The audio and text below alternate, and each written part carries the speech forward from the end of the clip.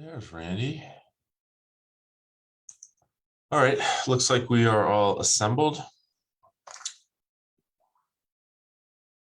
Today is June 14th. We're here to have a special Zoom meeting according to the agenda. 8:30 agenda item is a work session to discuss gaming impact applications for Clear Creek County. George, I see your name there, so take it away. Yeah, and I think I'm going to punt to Brian. Who's the most appropriate person on our staff to run through these applications?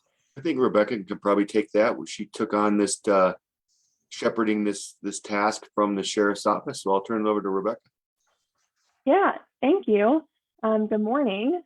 So yeah, this application is for the local government limited gaming impact grant program from Colorado DOLA, for which Clear Creek County is eligible due to our proximity to Gilpin County. So we've coordinated with several county and private agencies to put together an application. And those agencies include the Clear Creek Rock House, Mount Evans Home Healthcare and Hospice, Clear Creek County Advocates, Clear Creek County Jail, Clear Creek County Sheriff's Office, and the Office of the District Attorney. And so each of those agencies submitted to me a mock-up application, which included a few different things, including a narrative describing their documented negative impacts related to gaming, their total case numbers, their total gaming related case numbers for 2021, their actual cost per case, and other supporting documentation. So I have combined all of those mock-up applications into a combined application. And then I've also put together a summary sheet that includes our total funding request. And so that's also included in the packet. And that has the funding request per agency, per category, and our total request, which is $318,000, or excuse me, $331,000.99. So that's just a super brief overview, but I look forward to hearing your feedback.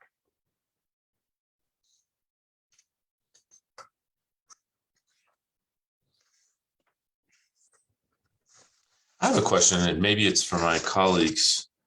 I remember we had a discussion about how to kind of calibrate the ask, and at one point we had a fairly straightforward approach, which was ask for the same amount for each of the potential recipients. And then it looks like we went away from that. Can anybody kind of remember or refresh my memory on how that conversation went? I'm not questioning what we have here. I think this looks good. I'm just kind of wanting to remember how we got here. I can take a stab at that one.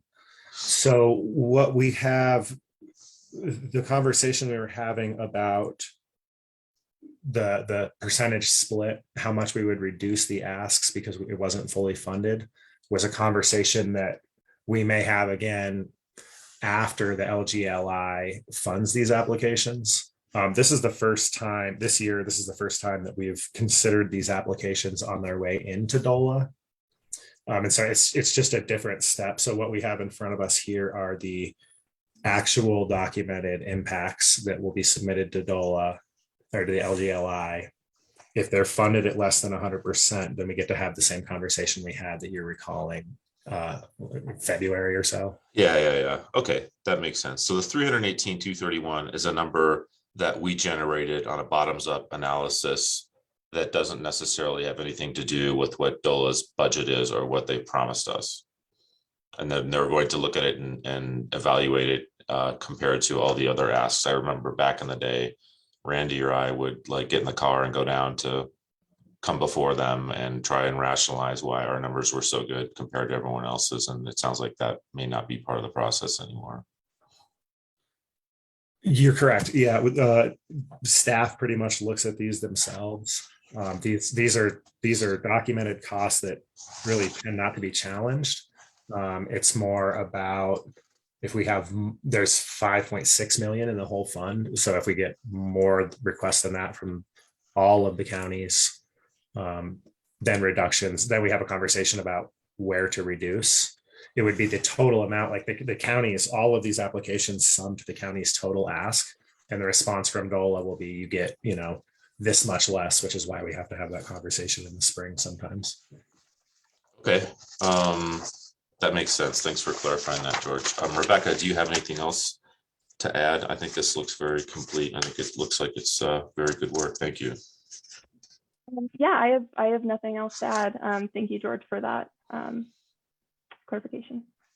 Any questions or comments, George, Randy? No, I agree that it looks good, and I pretty well understood it that the process has changed from the one we used to follow. And this is the solution. Yes, and my hope is that in future years, we're able to help other agencies document their impacts, etc. Right. So a quick comment from me regarding the district attorney's application, and then I want to invite Joni. Well, I'll just say this here. Joni Albers from Clear Creek Advocates put into the chat. She noticed a difference in the amounts requested within the summary. I'm not sure, Joni, specifically what you're referring to. If you could either expand on that in the chat or pop in here. Oh, I see you. You're a panelist now. I know. Hi, sorry. Hey, Joni. I got mute. Good morning, everyone. Hey, I'm just here. I'm really here to see if there was any questions regarding the advocates. I did go over the summary and I did have a couple questions. I noticed in the 2021 gaming financial impact, the summary sheet, it shows a total amount requested in the human services of 187,043.55. But if you go down in the total amount requested, the human services is 162,439.55. So I don't know.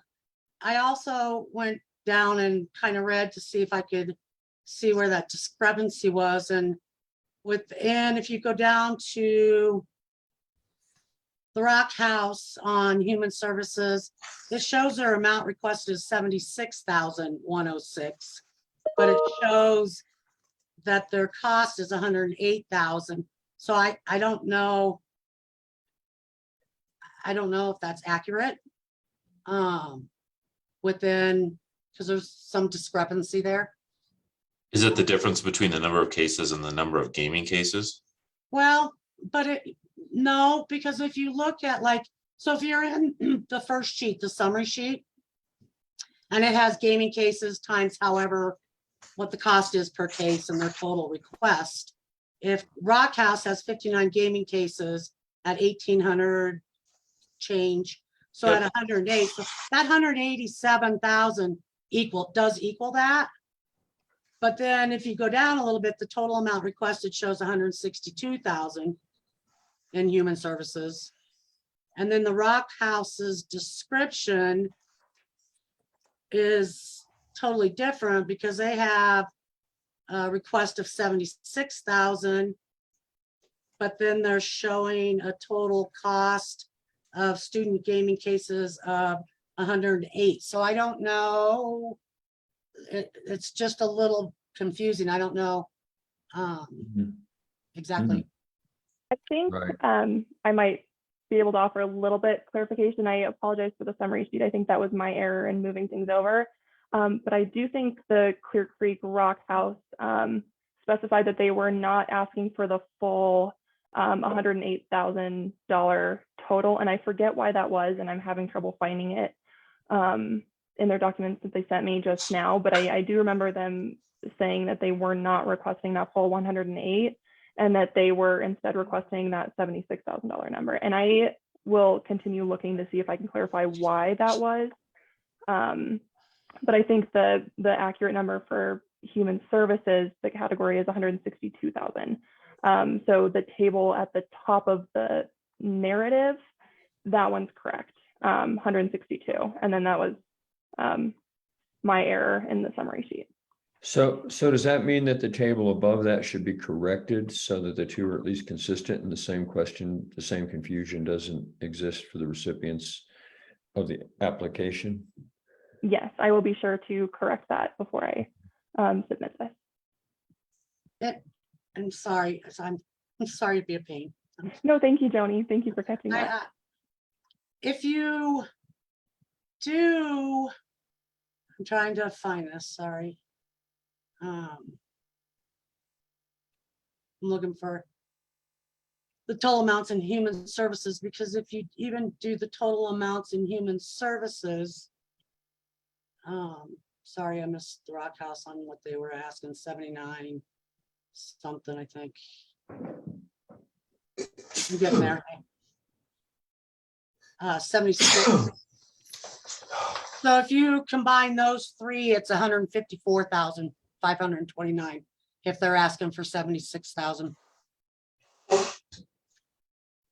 So just, Which is telling us that both tables need to be corrected. Is that what I hear you saying? I would just I'm just saying double check to make sure that it's accurate, that the request, because gaming will come back on that if you're not, Right. if they're not all matching up, I think. Yeah, I'll be sure to go over that with a fine tooth comb before I submit, and try and figure out where those discrepancies came from. And again, thank you, Joni, for Oh, for noticing that. sorry to be a pain. No, not at No, all. thanks. I think it's important that the document looks coherent and accurate. And yeah, thanks for pointing that out, Joni. Is there anything else that we need to discuss before? And I was told by I think Beth that this is actually an action session, not a work session. So I think we're here to approve this application today. And we can always make a motion to approve it with the corrections that we've identified. Yeah, the Sorry. only other, Sorry, Tony again. A quick question. Becca, I know that this looks as the application, do you combine the narratives of the negative impacts into the one county application? Yes, with subheadings per agency. So I'll keep your documented negative impact narrative separate from the other agencies applying under the human services category. It's in an online application, so I'm going to basically just transfer this information in this Word document over there. You only have 4,000 characters. Yeah, I've transferred it all over, and I think it fits. It's almost ready to go. Perfect. Thank you. and then Thank you. just a little bit of background for anybody watching.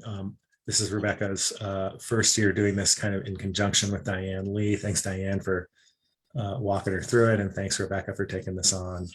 And thanks, Joni, and all the funders for paying attention to this. My only other comment, as I was reading through it, I had trouble understanding the district attorney's application, where they arrived at the 20% number. I did since have a conversation with the person in their office who fills this application out.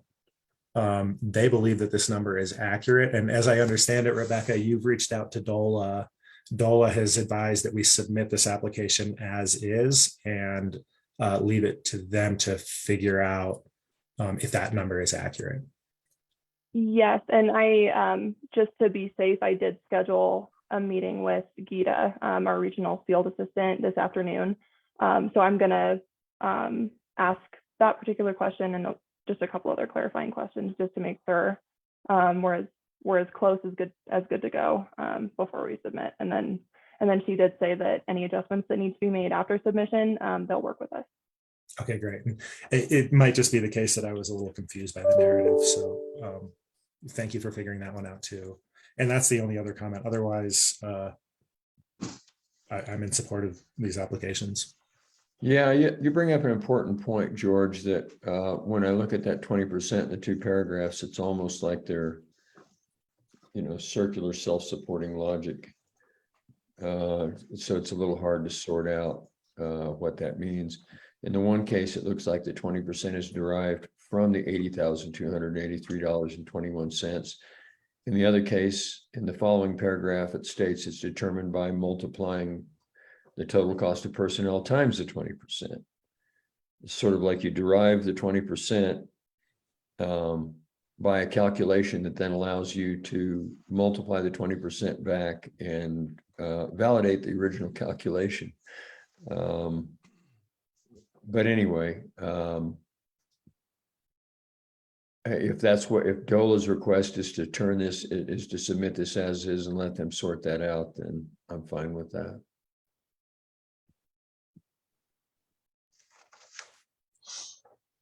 Anything else before we consider this matter and take it to a vote?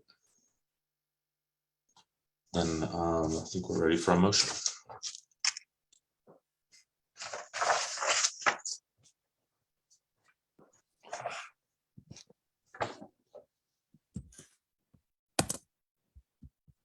I move we approve the submittal of the Clear Creek County local government limited gaming impacts grant application to the Colorado Department of Local Affairs.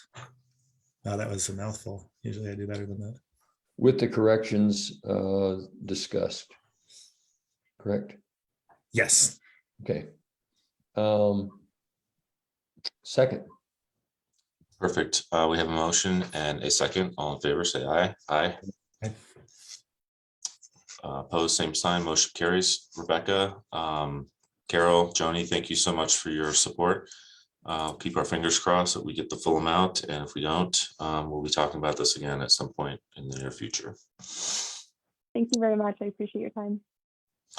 So we're a little bit early. Is there any reason, Peter, Brian, why we can't just move into our next agenda item? Are there any guests that we need to accommodate? I don't believe there's anybody. Brian, you're on mute, but I think we're ready to proceed. I do want to just, if I could just give a shout out, I do want to thank Rebecca for taking over this responsibility.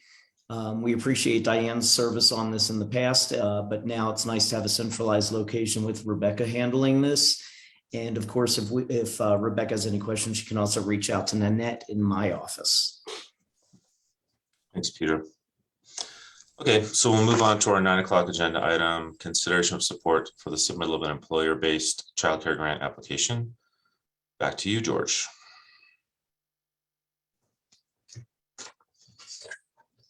Thank you. And thank you for taking a moment to consider this. So as you remember, we wrote a letter of support for this application sometime over the winter. I don't remember the exact date. Well, okay, it was in February. The letter states that this conversation started on February 1st. The letter that we had written included a number of conditions and questions. It said we support employer-based early childcare. We have some questions, and we support it if those questions are answered to our satisfaction, is how the letter was formed. Those questions have since been answered. There's an email in your packet providing specific answers to those questions. So my question to you is, are we willing to approve a letter that does not mention those questions or those conditions because we believe we've been satisfied by the answers? And maybe it makes sense for us to have that general conversation first. And then what I've done is taken the original letter, proposed the language that I would strike, and then proposed just a small addition as well. So Sean, how would you like to proceed? Do you want me to show you the proposed change, or do you want to have the more general conversation first? Your pleasure. At some point, I'd love to hear from staff to see if they agree that this is something that doesn't present any or doesn't present unacceptable risk for the county. If they're good with it, then I'm probably going to be good with it too. So kind of same question that I'm asking of you to staff. You've seen the response to these questions. Is staff satisfied by the responses to these questions? Yeah, exactly. Yeah, definitely. We are. I mean, I think if we can get this thing off the ground, it will certainly be a tool for us with respect to what we can provide to our employees. So Okay. we support it. Okay, good. Yeah, I'm fine with it then. You can proceed however you want, George. Okay. Randy, did you have any specific concerns or? Not really. I'd like you to go ahead with your, your presentation. We went through it pretty thoroughly before. Mhm. And so same as Sean, proceed, please. Okay, so I'm gonna go ahead and share my screen. Are you looking at a Word document? Yep. Okay. So I just took this, I copied the text out of the PDF, so that's why the format is a little funky here. This is the letter as written. I did put into bold, we wrote a non-binding commitment. I'm not sure if we want to take that out or leave that in. I think the rest of the letter, I think if you look at the language in these commitments, and Peter, I'd be curious to hear your thoughts. I think the commitments already sort of qualify these things as non-binding. And so I'm not sure we need to write non-binding into the first paragraph. That's the first thing I was going to suggest. What do you think, Peter?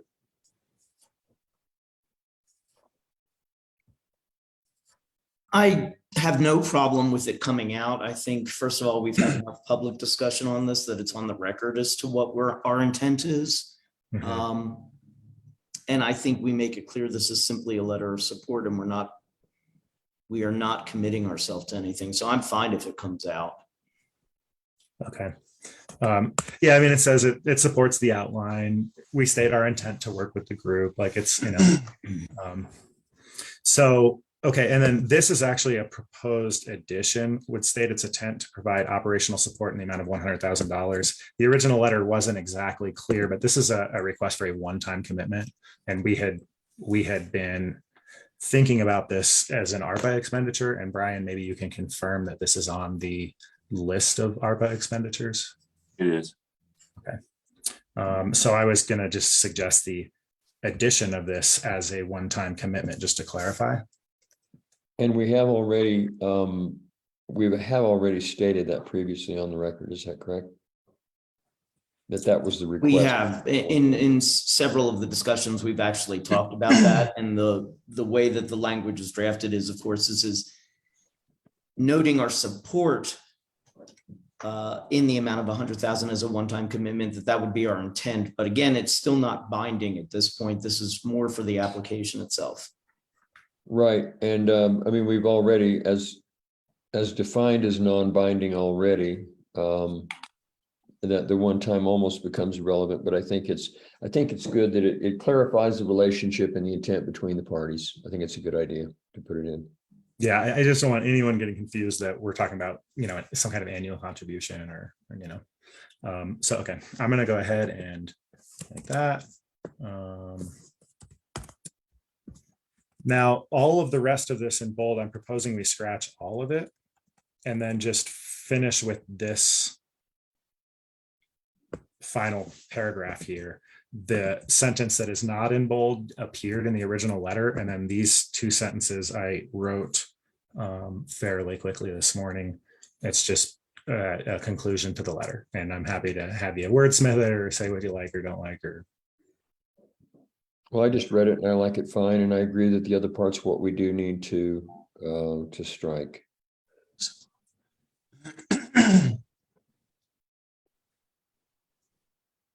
Sean, I see you squinting. Should I make this a little bigger? No, I can read it. It's fine.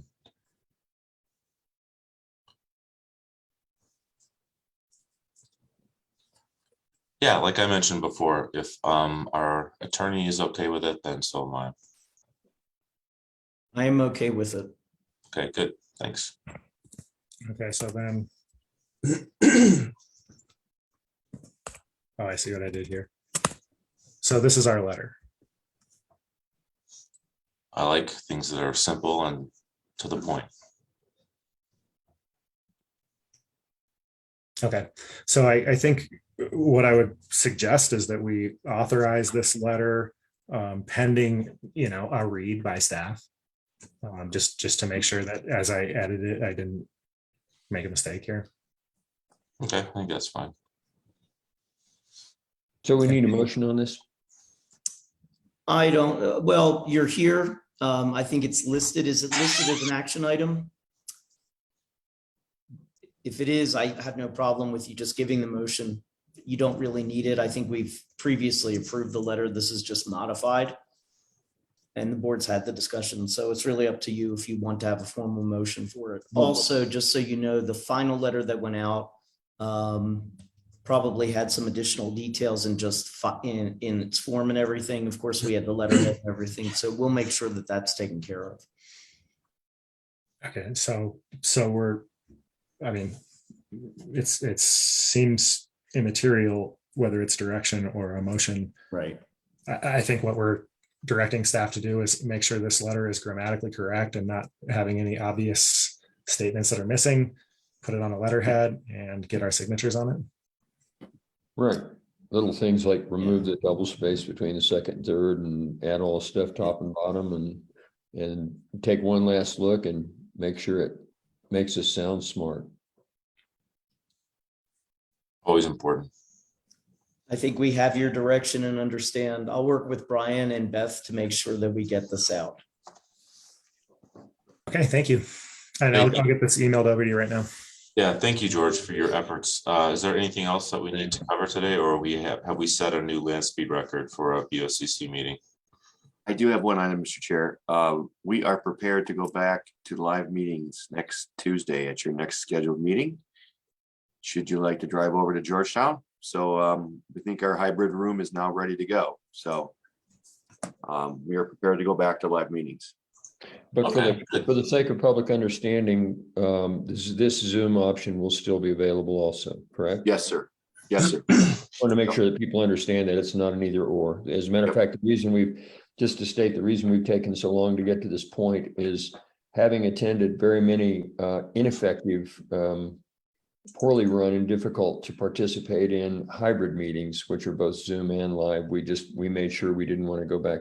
We decided that it was sometime back a year or so ago that it was extremely important that we maintain Zoom option because the number of people who are now able to access our meetings who otherwise would not be able to.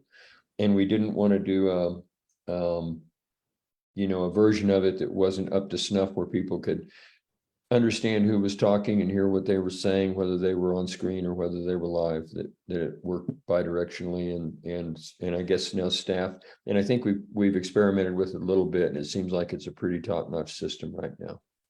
Is that a fair assessment? I think so.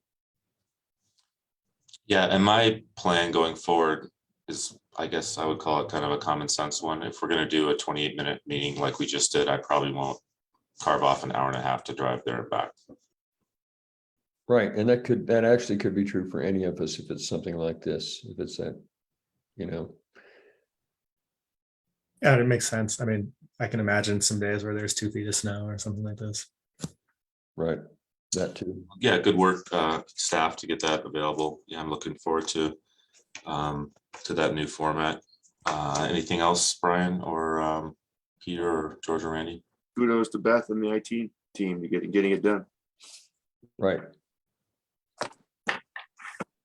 Perfect. Well, if there's nothing further, then we are adjourned and we'll see everyone in person next week. Thank you. That's all.